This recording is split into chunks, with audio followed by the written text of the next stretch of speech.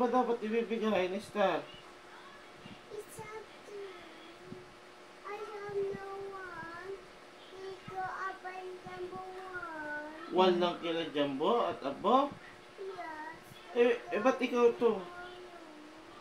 Sinabi mo sa kay teacher, na dapat one din. I say Tulad to talaga? Ilang star ba gusto mo? One or two? one. One? Ayaw mo ng two? Three, ayaw mo din? Ayaw mo? One only? Yeah. Paano pag bibigyan ng 2 star si Jumbo? Tas 1 star ka? Okay ba yan? Sige. Usapin natin bukas si teacher, okay? Sabihin natin, teacher, 1 star only. Tama. Not 2. Okay?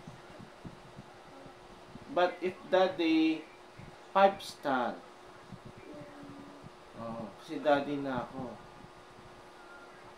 Ikaw, 1 star. Okay? Number two star. Oh, paano pag si Jumbo nabigyan ng 2 star? Ilang star mo? I know star. Wala akong star. Ilang star mo? 1 only? Ba't si Jumbo, si Apo, ba't si Apo 2 star? Abo! Star.